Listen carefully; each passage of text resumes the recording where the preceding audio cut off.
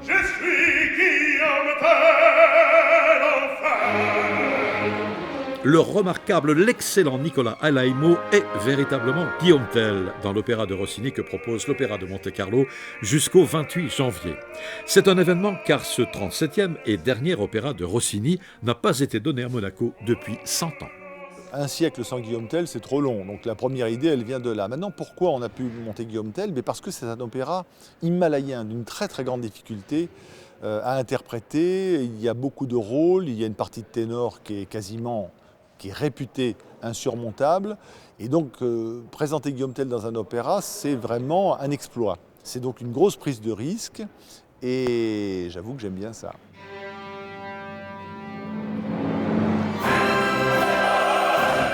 Guillaume Tell de Rossini, opéra aux proportions grandioses, exige une distribution haut de gamme. C'est le cas ici, avec notamment ce baryton italien à la voix et au physique hors du commun, Nicolas Alaimo.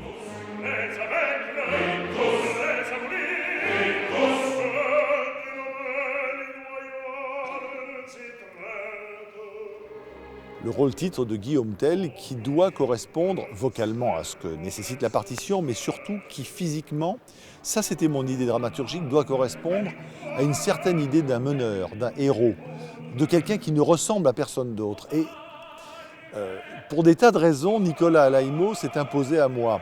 D'abord parce qu'il a la voix, la musicalité, l'intelligence du rôle, mais aussi parce qu'il a un physique colossal.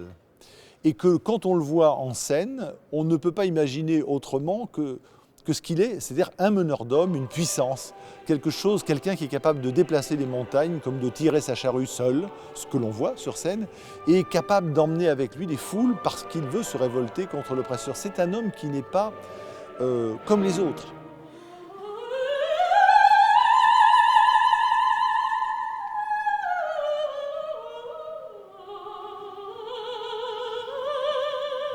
Pour la soprano française Annick Massis, qui incarne Mathilde, c'est une prise de rôle.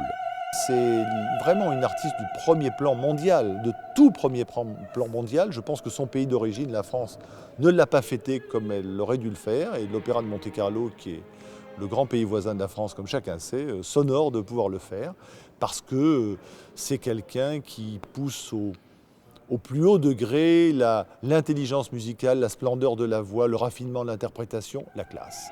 Avec Jean-Louis Grinda, c'est toujours un grand bonheur parce que c'est une sorte de fraternité reconduite dans chaque séance de travail, une grande sincérité, une recherche, une grande efficacité du travail.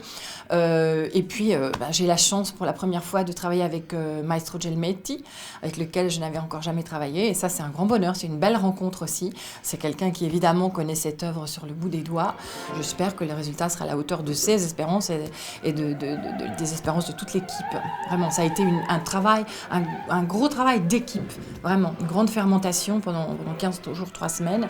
Quant au ténor espagnol Celso Abello, il est dans le rôle du prétendant de Mathilde, tout simplement impressionnant.